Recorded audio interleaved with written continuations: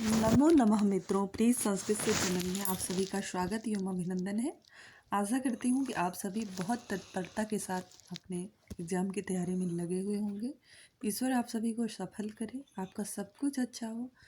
तैयारी के साथ साथ आपको भगवान इतनी बुद्धि दे, आपको इतना सद्बुद्धि दे, क्योंकि बुद्धि तो है ही है आप लोगों के पास, तभी आपने टीजीटी का फॉर्म भरा है। ऐसी सद्बुद्धि दे कि आपका पढ़ाई में मन लगे, अच्छे से आप तैयारी करो, परीक्षा में सफल हो, आपका हर कुछ अच्छा हो, यहाँ तक कि सिलेक्शन हो आपका। ऐसी शुभकामना के साथ आज का भाग शुरू करते हैं। चलिए, सबसे पहले हम लोग ये चर्चा कर लेते हैं कि जो हम लोग पढ़ने जा रहे हैं वो, क्योंकि कुछ अभ्यर्थी हो सकता है कि नए नए अभी देख रहे हैं हमारे वीडियो को, वो संस्कृत व्याकरण प्रवेशिका का सार तत्व है। भाग 4 तक इससे पहले उपलब्ध करा दिया गया है, जो कि प्राक कथन का हिस्सा था। अब आगे आज भाग 5वां हम लोग पढ़ेंगे। तो सबसे पहले हम देखते हैं, एक लाइन थी कि अपने ग्रंथों को संक्षेपीकरण करने के लिए, अपने ग्रंथों को संक्षेप करने के लिए, से कम शब्दों में अपनी बात को कहने के लिए पाणिनि ने 6 साधनों का आश्रय लिया है। और परीक्षा में इस तरीके से भी पूछा जा सकता है कि पाणिनि ने अपनी बात को संक्षेप में व्यक्त करने के लिए कितने साधनों का प्रयोग किया है, तो 6 साधनों का प्रयोग किया है। क्योंकि जो संस्कृत व्याकरण प्रवेशिका है उसकी लाइन बाय लाइन कहीं से भी प्रश्न बन सकता है, ऐसा हमारे सिलेबस में है। तो हमको हर एक लाइन का ध्यान में रखना है। तो ये ध्यान में रखिएगा कि अगर पूछा जाए कि संक्षेपीकरण के लिए कितने साधनों का प्रयोग किया है तो 6, और वो कौन कौन से साधन है, क्योंकि हो सकता है विकल्प में ये दे दे कौन सा ऐसा साधन है जिसका नहीं प्रयोग किया है ना। तो प्रयोग किया है जिनका 6 का नाम याद रहेगा, तो नहीं किया है जिनका उसका आसानी से आप लोग निकाल लोगे। तो सबसे पहले क्या है प्रत्याहार, दूसरा क्या है अनुबंध, तीसरा क्या है गण, चौथा संज्ञाएं, पांचवा अनुवृत्ति, और छठा आपका है जगह जगह पूर्वातिसिद्धम, पूर्वातिसिद्धम। ठीक है,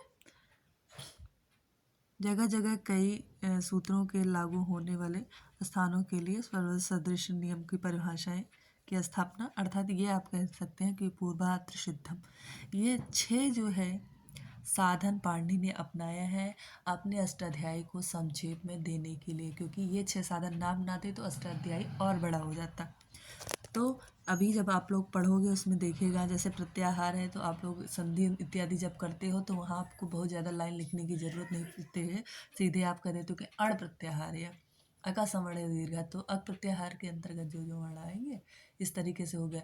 लेकिन अगर वहीं प्रत्याहार इत्यादि ना इन्होंने लिया होता आश्रय, तो इनको कहना पड़ता आ ई उ री री के बाद यदि समान स्वर आएंगे तो वहाँ दीर्घ संध, इस तरीके से। लेकिन संक्षेप में कह दिया कि अक के बाद यदि कोई अच आता है, स्वर आता है, समान स्वर आता है, तो वहाँ पर आपका क्या होगा, उसकी वृद्धि हो जाएगी, इस तरीके से बता दिया।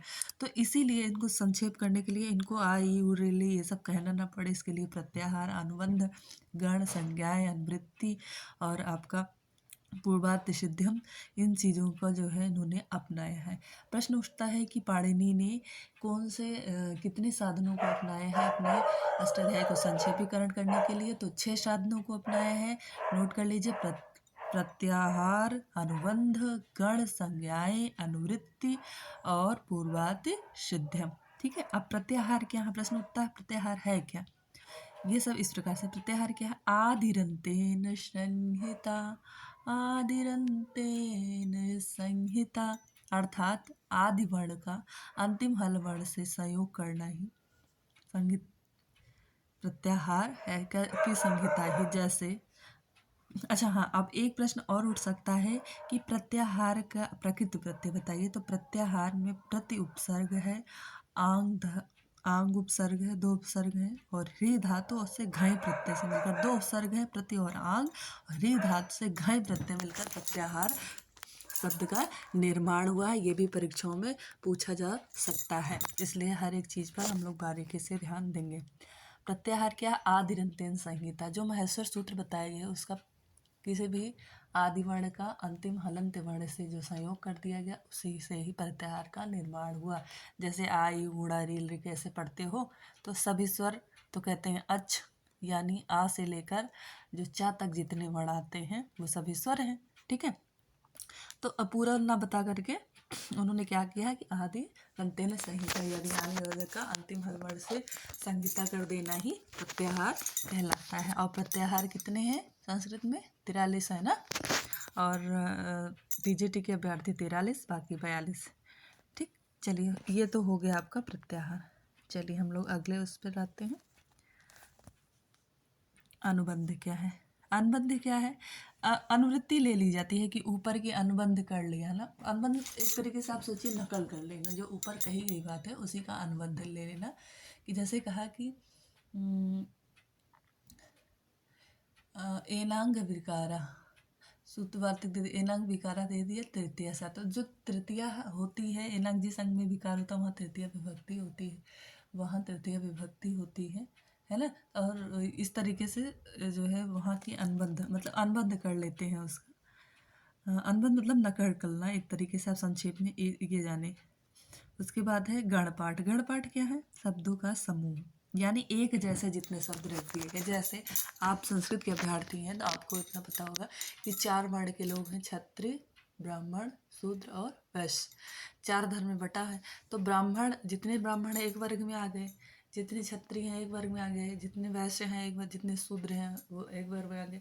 अब ब्राह्मण चाहे जो है आपका पांडे हो, शुक्ला हो, जो भी हो, तो उस सबको एक समूह में रखा गया, उनका पूरी संख्या देगी ब्राह्मण की। ऐसे ही गणपाठ। गणपाठ में शब्दों का समूह, जब कई ऐसे शब्द जिसमें एक ही प्रत्यय लगना हो और एक ही विधान, नियम, रचना इत्यादि बननी हो, तो उन सभी को एक गण में रख दिया गया और कह दिया कि जैसे कह दिया गया कि इस गण के प्रत्यय, इस गण के धातु, इस गण के धातु। तो उस गण के धातु में सारे धातु का नाम न लेकर सिर्फ उस गण का नाम दे दिया गया। जैसे कहा गया कि ब्राह्मणों को वर्जित है, कोई चीज़ नियम लिखा गया ब्राह्मणों, तो ब्राह्मणों में ये नहीं लिखा गया पांडे ब्राह्मण की, शुक्ला ब्राह्मण की, मिश्रा ब्राह्मण, ये नहीं लिखा गया। तो इसी तरीके से गणपाठ। गणपाठ का मतलब ये है कि एक गण में एक तरीके के शब्द जिन पर एक ही तरीके का नियम, एक ही तरीके की चीज़ें लागू हो रही, ऐसे शब्दों को एक समूह बना दिया गया और उसको गण कह दिया गया। जैसे गर्दादिभ्यो, इसका मतलब है कि विसर्ग से शुरू होने वाले शब्दों में यह प्रत्यय लगता है, यह प्रत्यय लगता है। गर्गादित का मतलब है कि इसमें लिखा है गर्गादिभ्यो यहीं, गर्गादिभ्यो यहीं।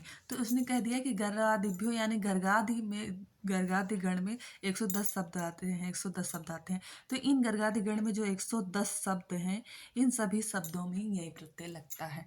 अब इनको अगर ये इसका सहारा न लेते, गण का एक समूह का निर्माण न करते, तो सीधे इनको कहना पड़ता 102 शब्दों का नाम लेते और कहते कि इन शब्दों में यही प्रत्यय लगता है। लेकिन गर्गादिभ्यो यही कह दिया, तो इसमें सरलता हुई कि एक लाइन में सारा कुछ हो गया कि गर्गाद में गण में जितने भी 102 शब्द, गर्गादि गण में कितने शब्द आते हैं? 102, और उन सभी शब्दों में यह प्रत्यय लगता है। उसके बाद कहा कि पाणिनि ने अष्टाध्यायी में 5 गण पाठों का वर्णन किया है। सूत्र गण पाठ, धातु गण पाठ, सूत्र पाठ, धातु पाठ, गण पाठ, उपाधि और लिंगानुशासन। अच्छा, ये भी एक बहुत महत्वपूर्ण है, इसको स्टार लगा कर ध्यान रखिएगा कि पाणिनि ने अष्टाध्यायी में 5 गण पाठों का, कितने गण पाठों का? 5 गण पाठों का वर्णन किया है। पहला है सूत्र पाठ, दूसरा धातु पाठ, तीसरा गण पाठ, तीसरा उपाधि वाद्य पाठ, और चौथा है पांचवा है लिंगानुशासन। यहाँ पे 6 लिखा गया है, तो आप इस पर मत जाइए क्योंकि यहाँ देखिए 4 लिखा है, यहाँ पे 6, ये गलती से 6 लिख गया है। तो ये 5 ही मानिएगा, सूत्र पाठ, धातु पाठ, गण पाठ, वाति और लिंगानुशासन, उड़ादि और लिंगानुशासन। इस तरीके से 5 गण पाठों का वर्णन अष्टाध्यायी में हुआ है। अभी आपने पढ़ा कि संक्षेपीकरण के लिए 6 साधनों का उपयोग किया है, लेकिन कितने गण पाठों का वर्णन किया है? तो 5 गण पाठों का, लिंगानुशासन, सूत्रपाठ, धातु, गण पाठ और उड़ाती। चलिए हो गया। अभी आपने पढ़ा था कि 6 में से 2 चीज़ों को आपने, 3 चीज़ों को आपने पढ़ लिया। पहला क्या पढ़ लिया आपने? प्रत्याहार, अनुबंध और गणपाठ पढ़ लिया। अब 3 बच्चे हैं, है ना। संज्ञाएं एवं परिभाषाएं। चौथी क्या है? संज्ञाएं एवं परिभाषाएं। संज्ञा क्या है? प्रयत्न लाघव के लिए, प्रयत्न लाघव यानी कि कम शब्दों में अपनी बात कहने के लिए, या कई वर्णों या कई शब्दों को एक छोटे से शब्द में कहना ही संज्ञा है। संज्ञा मतलब नाम, किसी चीज़ का नाम दे दिया गया। जैसे आप कुत्ता कहेंगे तो कोई एक कुत्ता तो होगा नहीं, कुत्ते में बहुत सारे कुत्ते आ जाएंगे, जितनी भी वैरायटी है वो सब आ जाएंगे उसके अंतर्गत। तो यहाँ पे कहने का मतलब है संज्ञाओं का क्या मतलब, औचित्य का जो चौथा संज्ञा है संक्षेपीकरण के लिए, तो किसी शब्द को छोटे से छोटे माध्यम में व्यक्त करने के लिए, प्रयत्न लाघव के लिए कि कम शब्द में हम अपनी बड़ी चीज़ों को कह दे, संज्ञाओं का उपयोग किया गया है। कुछ मुख्य संज्ञाएं निम्न है, और संज्ञाएं जो है लगभग 20-21 संज्ञाएं हैं जो इम्पोर्टेंट हैं, जिससे सवाल बनते हैं, तो इस पर आप लोग थोड़ा सा ध्यान रखिएगा, ठीक है।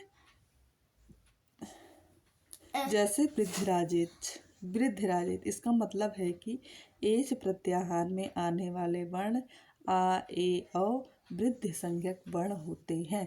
अब इन्होंने ये 2 लाइन नहीं कहा कि वृद्ध एच प्रत्याहार में कौन कौन से वर्ण आते हैं, ए है, आ, ए, औ, और ये वृद्धि संज्ञक होते हैं, ये ना करके सीधे इन्होंने कह दिया वृद्धि रात एच, वृद्धि आत एच, यानी कि वृद्धि प्रत्याहार के अंतर्गत आ, ए और औ ये 3 वर्ण वृद्धि संज्ञक होते हैं, इन्होंने ये कह दिया। और शॉर्टकट में इसकी ये कह दिया वृद्धिराजेच, ठीक है। फिर है गुण संज्ञा। गुण संज्ञा किससे होती है, अदेंग गुणा, अर्थात अत एंग गुणा, आ, ए, ओ गुण संज्ञक वर्ण है, ये ना करके सहदे कह दिया कि अत एंग गुणा, ठीक है। संप्रसारण संज्ञा क्या है, इज्ञणः संप्रसारणम, अर्थात यण के स्थान पर अभी आप लोगों ने संधि पढ़ा होगा, तो उसमें पढ़ा होगा कि ई उ रिल री आए तो क्रमशः उसके स्थान पर यण हो जाता है या वराला हो जाता है, लेकिन इज्ञणः यह क्या करता है, संप्रसारण करता है। संप्रसारण संज्ञा किसकी होती है, इसका उल्टा होता है यण का, यानी कि या वराला आए तो उसके स्थान पर ई उ रिल री हो जाता है।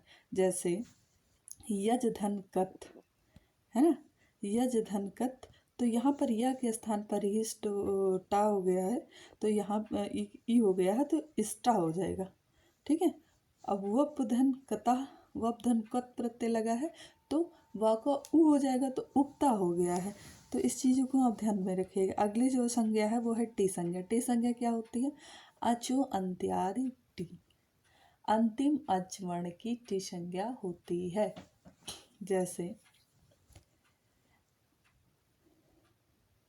जैसे आप देखो, राम में रा है, आ है, माँ है और अंत में आ है, यहाँ अंतिम अच आ है, अतः आ की टी संज्ञा हो गई और राम में माँ जो है ये इतना हलंत बचा, ठीक है। तो इस तरीके से हमने आप 3 संज्ञाएं पढ़ ली, वृद्धिराजेश, गुण संज्ञा, संप्रसारण संज्ञा और टी संज्ञा। हमने कितनी संज्ञा, 4 संज्ञाएं पढ़ ली, और 4 जो हैं साधन संक्षेपीकरण वाले पढ़ने के वो हम लोगों ने पढ़ लिए। चौथे साधन के अंतर्गत हम लोग 4 चीज़ें पढ़ चुके हैं। लगभग 20-22 संज्ञाएं हैं जो महत्वपूर्ण है परीक्षा की दृष्टि से। तो धीरे धीरे ऐसे ही, क्योंकि समय मेरे पास भी बहुत ज़्यादा नहीं होता है, तो हम आप लोग तक इतना पहुँचाने का प्रयास करेंगे कि थोड़ा थोड़ा करके, जब तक पेपर अभी टाइम है, आपको पूरा नोट्स उपलब्ध करा सके और फिर प्रश्नोत्तरी भी दे सके। नमः संस्कृताय नमो नमः। यदि मेरे द्वारा आप लोगों को दिया जा रहा कंटेंट समझ में आ रहा है तो चैनल को लाइक करिए, सब्सक्राइब करिए एवं शेयर करिए।